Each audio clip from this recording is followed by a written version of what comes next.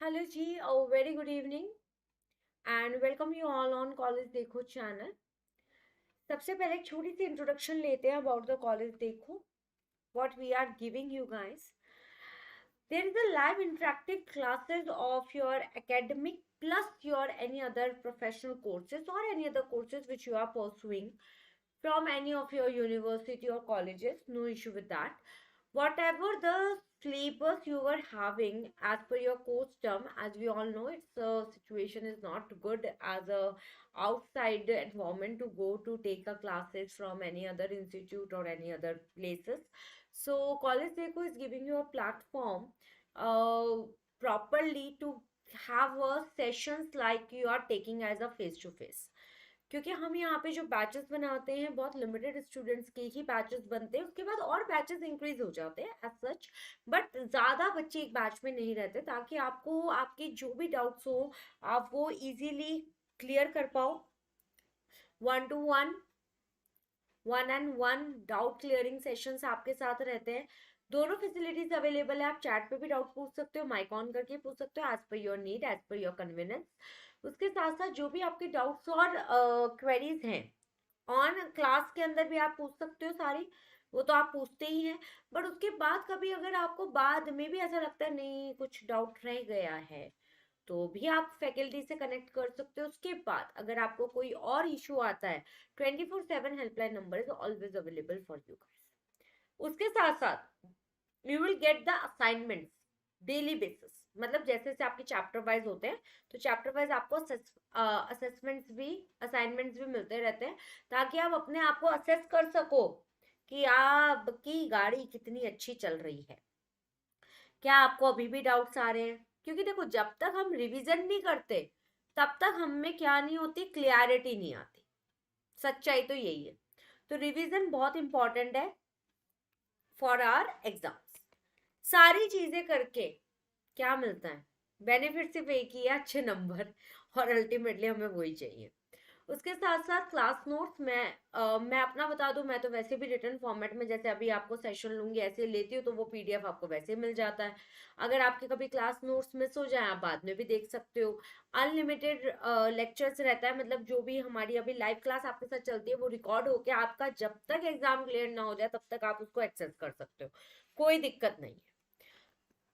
Test वगैरह भी हम आपको गूगल फॉर्म के थ्रू प्रॉपरली चीजें प्रोवाइड कर रहे हैं। तो बस इतना ही कहूंगी, ज्यादा वेट मत करो, ज्यादा डिले मत करो, ज्यादा मत सोचो। फटाफट से डिस्क्रिप्शन में क्लिक करो, डिस्क्रिप्शन बॉक्स पे क्लिक करो एंड वहां पे गूगल फॉर्म होगा उसको फिल करो। साथ साथ एक कांटेक्ट नंबर है, अगर लग रहा है कांटेक्ट करने की नीड है तो कांटेक्ट डिटेल में जाके कांटेक्ट भी कर लो, नहीं तो आप गूगल फॉर्म फिल करेंगे तो ऑटोमेटिकली रिस्पेक्टिव टीम आपसे ऑटोमेटिकली कांटेक्ट कर लेगी। So don't waste the time to thinking more and more, yeah we need to take class or not, self study कर लेते हैं, ये कर लेते हैं, वो कर लेते हैं। और एक चीज सबसे important USP, your course is completed in a very shorter period of time। मैंने खुद अभी अपने 2 बैच कंप्लीट कर दिए और इतनी कम क्लासेस में किए हैं। और क्या चाहिए लाइफ में? कम पढ़ना पड़े, बट कम पढ़ने में भी हम उतना पढ़ ले कम टाइम में भी जो हमारे लिए बेस्ट टू बेस्ट हो। इससे ज्यादा बेस्ट हमें और शायद कुछ नहीं चाहिए होता, जहां तक मैं समझती हूँ, है ना। So this is all about the college देखो, and don't forget to like the video, subscribe the channel and share too. तो चलते हैं हम अपने अभी के नए टॉपिक पे, एंड बड़ा इंटरेस्टिंग टॉपिक है, that is the time value of money। Time value of money. क्या पैसे की वैल्यू टाइम बताता है, या क्या हमारा टाइम पैसे की वैल्यू हमें बताता है? मैम कैसे कैसे क्वेश्चन पूछते हो। टाइम वैल्यू ऑफ मनी, क्या पैसे की वैल्यू हमें टाइम बताता है? क्या टाइम पे पैसे की वैल्यू हमें समझ आती है? कैसे इनका मिलान करें कि टाइम भी सही चले पैसा भी सही चले? भाई as a company secretary or a chartered accountant, I will definitely manage all this thing, है ना. तो टाइम वैल्यू ऑफ मनी, बात वही है, हाउ टू मैनेज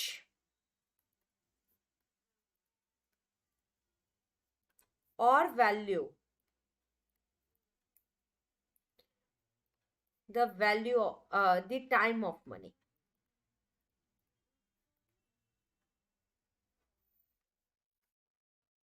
एक एग्जांपल से इस बात को समझते हैं, बड़ा इंटरेस्टिंग चीज है. आप सपोज करो 1000 रुपए कोई मुझे आज की डेट पे पे कर रहा है,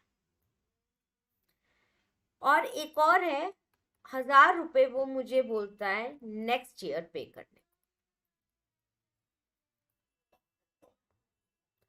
अगर मुझे आज की डेट में 1000 रुपीज मिल जाए तो ये मेरा क्या हो जाएगा, सिक्योर, कि मुझे ये पैसा मिल गया. अगर ये मेरा फ्यूचर डेट पे जाएगा तो बेटा इसमें मेरे को रिस्क बहुत ज्यादा है और अनसर्टेनिटी भी है. हो सकता है पैसा मुझे ये फ्यूचर में मिले ना भी. ठीक है, हम किस चीज को प्रेफरेंस देंगे, सबसे ज्यादा हम इसको प्रेफरेंस देंगे.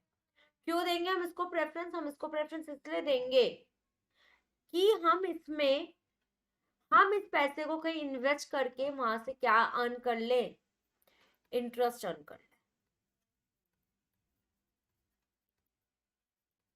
इस पैसे को कहीं हम इन्वेस्ट करके उस पे हम क्या कर सकते हैं, इंटरेस्ट अर्न कर सकते हैं. अगर हमें आज की डेट में मिल जाता है तो क्या हम अपने पैसों की वैल्यू कर रहे हैं. सेकंड, हम कोई फ्यूचर डेट पे सोच लेते हैं कि चलो उस फ्यूचर डेट पे हमको ये पैसा मिले, हमें ये पैसा कोई फ्यूचर डेट पे मिले. मिलेगा या नहीं मिलेगा, सबसे बड़ा तो कंट्रोवर्सी यहाँ आ गई. मिल भी सकता है, नहीं भी मिल सकता. अगर बाय डिफॉल्ट नहीं मिला तो आप डाउन में रहोगे, भाई 1000 रुपए नहीं मिले हैं तो. और क्या इस 1000 रुपए की जो आज की डेट पे वैल्यू है 11/1/22, क्या यही वैल्यू इसकी 11/1/23 पे होगी? नो. आज हम अपना पैसा बैंक में डालते हैं, अपने अमाउंट्स बैंक में डालते हैं, तो क्या हमें बैंक उस पैसे पे, जो हमारा पैसा बैंक में रखा हुआ होता है, क्या उस पे बैंक हमें इंटरेस्ट देता है? क्यों देता है इंटरेस्ट? क्यों देता है इंटरेस्ट? वो हमें इंटरेस्ट इसलिए देता है कि वो हमारे जो हमारा पैसा है उस बैंक में जितना टाइम पीरियड रहा है उसकी क्या कर रहा है, वो वैल्यूएशन कर रहा है. लेट्स सपोज आज हम सब वर्किंग में हैं अपनी अपनी लाइफ में. कोई कहता है ना हमारा टाइम ही हमारी वैल्यू है. मैं भी बहुत बार बोलती हूँ, डालो तो मानने में मैं पीछे नहीं हटती. हाँ, टाइम ही हमारी वैल्यू है.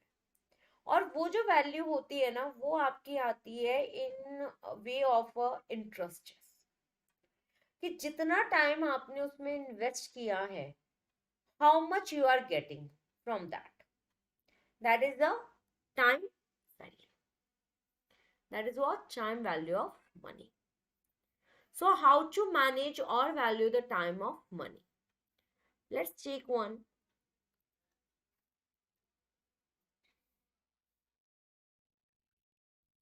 point. Reasons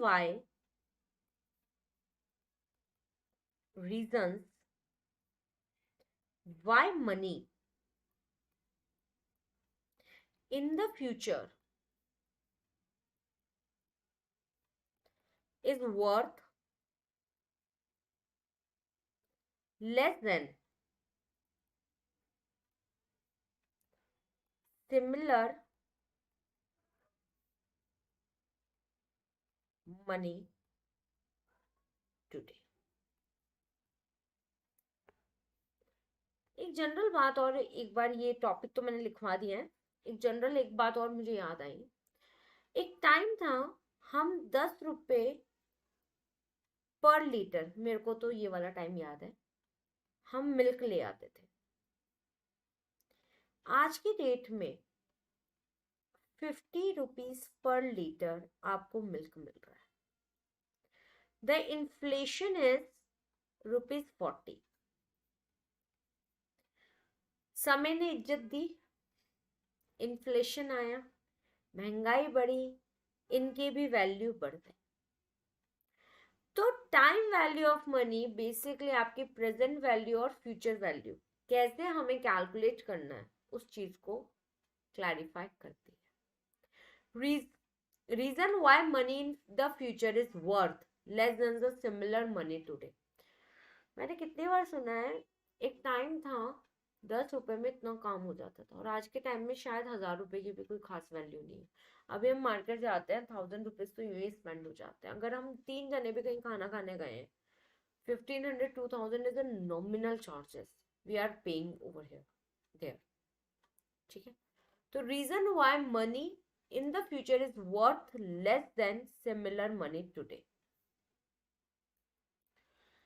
क्योंकि आज आपको मिल रहा है वो प्रेजेंट कंजम्पशन है, और प्रेजेंट हमें पता है, फ्यूचर हमारे लिए अनसर्टेन है, इसलिए फ्यूचर में उसकी वर्थ कम मतलब वैल्यू तो बढ़ जाती है, लेकिन क्या होता है, जरूरी नहीं है वो हमें रिटर्न में आ ही आना है। तो यहाँ पे फर्स्ट पॉइंट यही आता है आपका, preference for present consumption.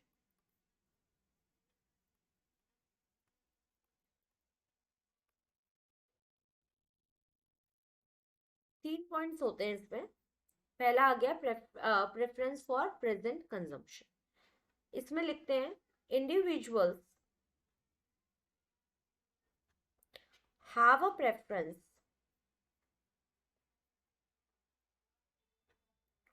for current consumption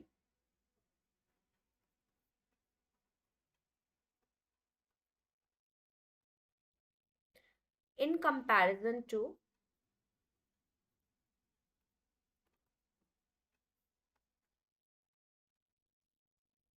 future consumption, because future is uncertain. Example,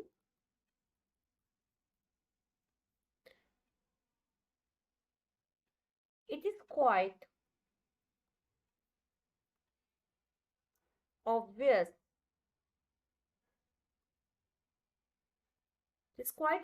that in present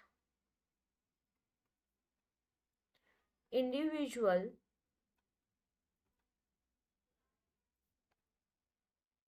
preference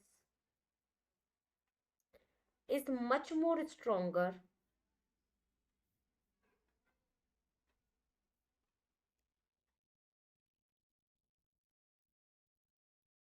than in future.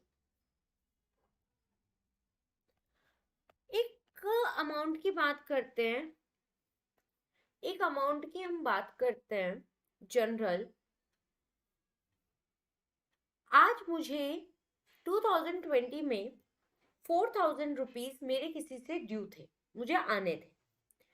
उस टाइम पे जो वो 4000 की वैल्यू उस दिन थी, और अगर वो मुझे मिल जाते, मैं अपने हिसाब से उसको स्पेंड कर लेती, इन्वेस्ट कर लेती, मुझे जो करना होता मैं उस टाइम पे कर लेती उसकी, उस अमाउंट की वैल्यू। अगर मैंने उस टाइम पे वो अमाउंट की वैल्यू वगैरह, उस टाइम पे मुझे वो अमाउंट नहीं मिला, अब अगर मुझे वो अमाउंट मिल रहा है, तो मैं क्या सोचूंगी कि इतना टाइम जो खराब हुआ है डिले का, क्यों ना मैं उससे इंटरेस्ट चार्ज करूं। क्यों मैं उससे इंटरेस्ट चार्ज करूं? क्योंकि भैया मेरे टाइम, मेरे पैसे की वैल्यू है, और अगर तुम डिले कर रहे हो देने में, तो तुम्हें इसको इंक्रीज करके देना पड़ेगा। तो आप खुद सोचो, जो पर्सन मुझे उस टाइम पे जनरल पैसा नहीं दे रहा, तो क्या आज वो मुझे इंक्रीज करके अमाउंट दे पाएगा? तो वर्थनेस प्रेजेंट टाइम पे कितनी है और फ्यूचर टाइम में कैसी हो सकती है, यही आपका मेन कंसेप्ट है time value of money. First point आता है preference for present consumption. Second worth वाला जो पॉइंट में रहेगा दैट इज द इन्फ्लेशन। जैसा मैंने अभी आपको मिल्क का एग्जांपल लिया, 10 रुपए लीटर में भी लिया हुआ है और आज के टाइम में 50 अबव रेट चल रहा है। तो जो ये 40 रुपए की महंगाई बढ़ी है, it is a time value of money. तो इसमें क्या हुआ, वर्थनेस फ्यूचर में वर्थनेस लेस रहेगी सिमिलर चीज की जो आज है। महंगाई बढ़ रही है लेकिन आपको स्पेंड भी ज्यादा करना पड़ रहा है, इन्फ्लेशन। सेकेंड रीजन है आपका inflation. Inflation means when the prices of things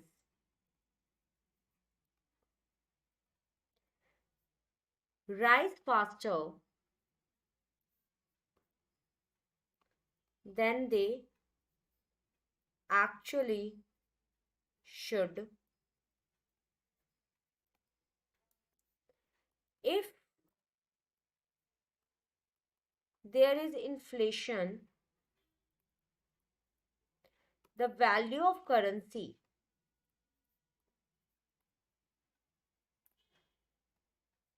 decreases.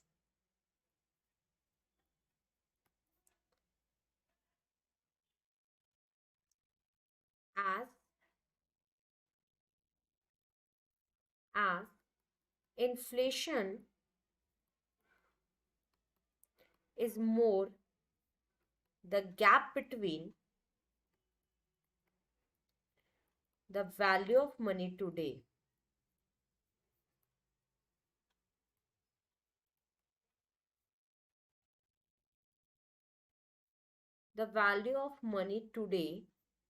is to the value of money in future.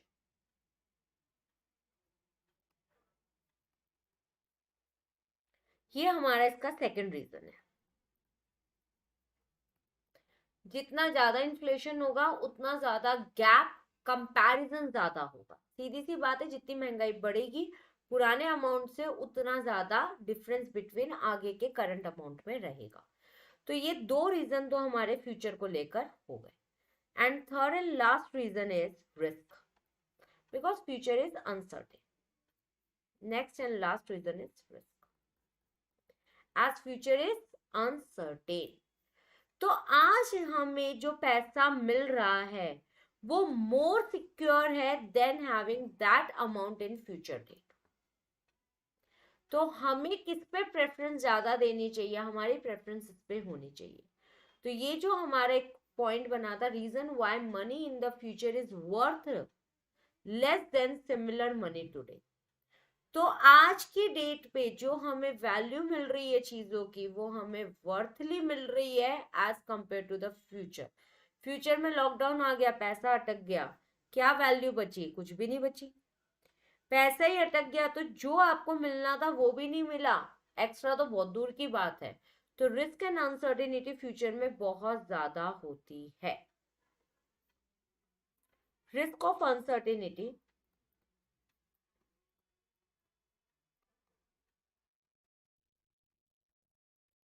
in the future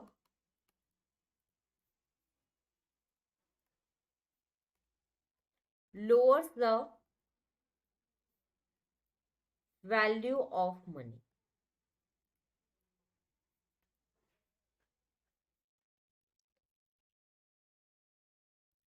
A very simple सा एग्जाम्पल, बड़ा सिंपल सा सस्ता टिकाऊ एग्जाम्पल क्या है, आज जो चीज की वैल्यू है और आपको आज की डेट पे वो वैल्यू ना मिले, फ्यूचर की डेट में वो बैड डेट्स में जाने से तो बेटर है आज की डेट पे जो पैसा मिल रहा है वो आपको मिल जाए। क्योंकि रिस्क फ्यूचर का अनसर्टेन है। सबसे अच्छा एग्जांपल लॉकडाउन है इस पे। तो ये हमारे 3 फैक्टर्स आ जाते हैं in terms of value of money. तो इन शॉर्ट इसके अंदर एक सीधा सीधा कंसेप्ट अब जो हमारा निकल के आता है that is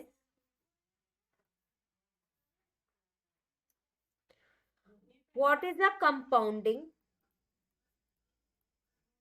what is the compounding and discounting.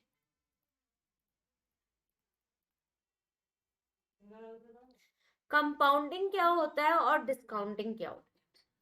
Compounding is the process of calculating future value of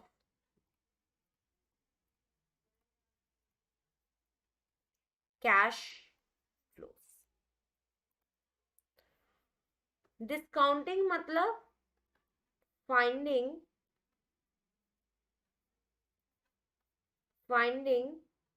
present value of cash flow.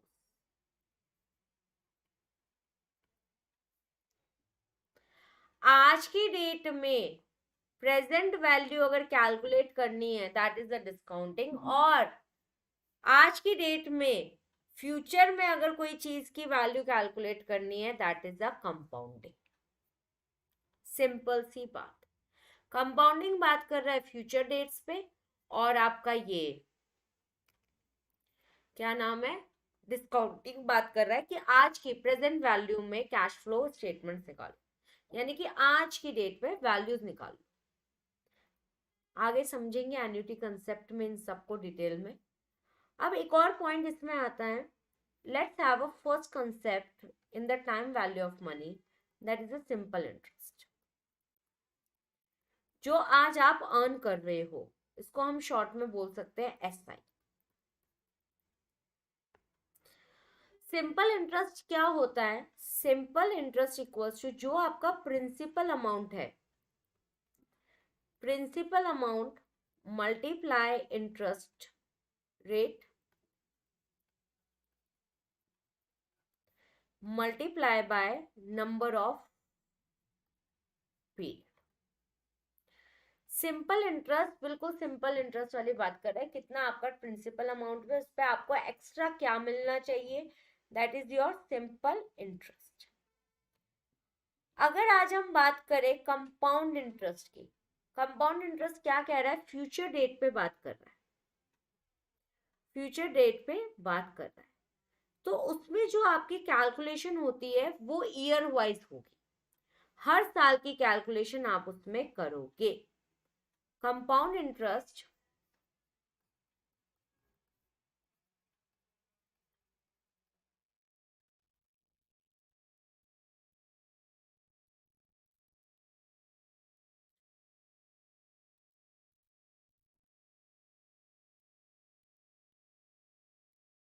when interest is calculated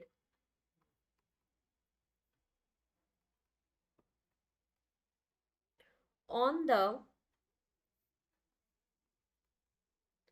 total of previously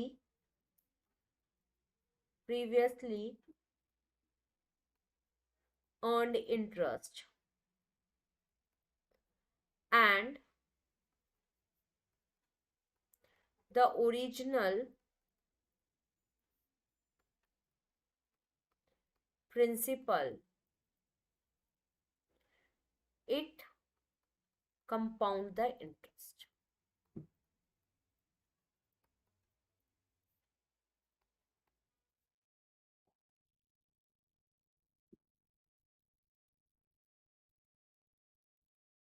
next और third point आता है इसमें future value.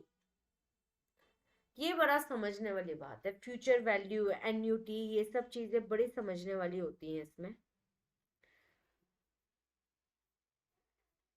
चलो future value वगैरह को हम next वाले में कंटिन्यू करेंगे. एक क्वेश्चन ले लेते हैं इस पे.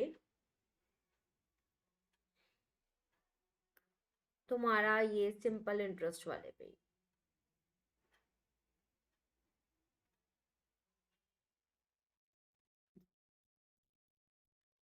हाँ जी, तरुण इज राइटिंग OMG TVM, वो भी आप. हाँ तो क्या हो गया, फाइनेंशियल मैनेजमेंट का पार्ट है. अब तुमने मैथमेटिक्स में पढ़ा तो इसमें मेरी क्या गलती है?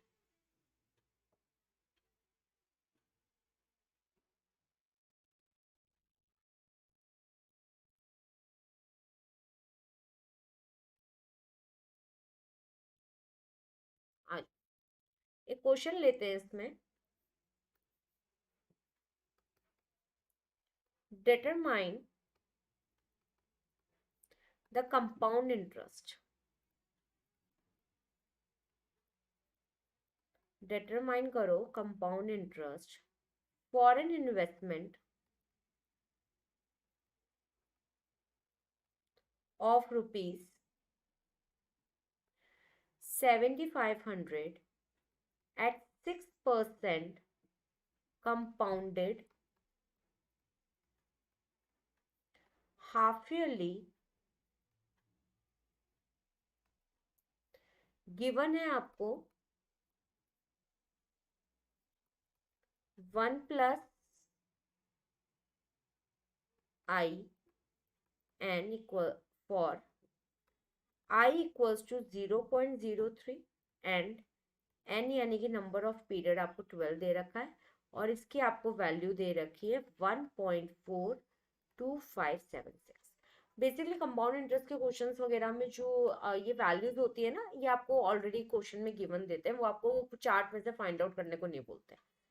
तो आज अगर हमें अब कंपाउंड इंटरेस्ट का अगर मैं फॉर्मूला लगाऊं CI,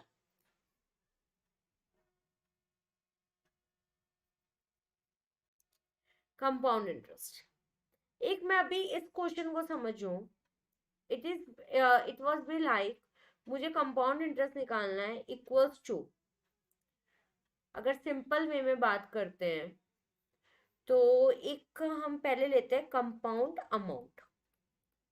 कंपाउंड अमाउंट हमारे पास 6% 6% कंपाउंडेड हाफ ईयर लिए, तो 6/100 हाफ ईयर लिए, इसको भी हम डिवाइडेड बाय 2 कर ले, तो हमारा जो रेट आएगा, रेट कितना हो गया 0.03, जैसे यहाँ पे हमें इंटरेस्ट रेट बताई दिया। और ईयर देखो हाफ ईयर ली है तो ईयर आपका कितना हो जाएगा n equals to 6/2, that is true. Half अगर ईयरली ईयर्स के अंदर हमारा जो हाफ ईयरली हो, सेमी क्वार्टरली हो, कुछ भी हो, ईयर्स में मल्टीप्लाई होता है और रेट ऑफ इंटरेस्ट में उसको हम डिवाइड करते हैं। ये दोनों वैल्यूज आ गई। अब हमारा कंपाउंड इंटरेस्ट का फॉर्मूला क्या बना, प्रिंसिपल अमाउंट है हमारा 7500, ब्रैकेट में 1 प्लस आई कितना n, आ जाओ 7500 1 प्लस 0.03 और यहाँ आ गया 12। इसकी आपको वैल्यू दे रखी है ये वाली, और अगर नहीं दे रखी, अगर बाय चांस नहीं दे रखी तो आप इसको प्लस करके कैलकुलेटर में एक बार मल्टीप्लाई करके फिर इक्वल्स टू 11 टाइम्स कर लोगे तो तुम्हारा ऑटोमेटिक ये वैल्यू आ जाएगा। तो 7500 मल्टीप्लाई 1.42576 कितना अमाउंट बन जाएगा ये ₹10,693.20। मतलब आपका compound interest totality compound amount इतना बनता है। तो इस पे आपको इंटरेस्ट कितना मिला 7500 आपका प्रिंसिपल अमाउंट था, और जब आप इसको लास्ट में ले रहे हो हाफ ईयरली करके, जब ये आपको कंप्लीट होकर आपको मिलने वाला है, उस बेसिस पे आपको ये टोटल कंपाउंड इंटरेस्ट आपका बना 10,693.20 माइनस में 7500 कितना 319.3.20। ये क्या हो गया आपका कंपाउंड इंटरेस्ट आ गया। जो आपकी वैल्यू आई है उसमें से आप जो आपकी प्रिंसिपल अमाउंट है उसको माइनस कर दो, यानी कि अगर आप हाफ ईयरली इंस्टॉलमेंट का टाइम पीरियड लेकर अगर कंपाउंड इंटरेस्ट कैलकुलेट इसमें कर रहे हो तो आपको 3193 का फायदा मिल रहा है। तो this is all about the time value of money. इसमें बहुत सारे अदर कंसेप्ट भी आएंगे in terms of future value, annuity calculation, everything. FM का भी पार्ट है, एंड जो बच्चे मैथमेटिक्स पॉइंट पे देख रहे हैं तो कंसेप्ट तो सेम ही रहेगा, कुछ अलग नहीं आएगा। तो this is all for today's class. अभी हम बहुत सारे और भी कंसेप्ट टाइम वैल्यू पे लेकर आने वाले हैं, यही लेकर आएंगे, तो stay tune with this channel. Okay ji, bye, take care.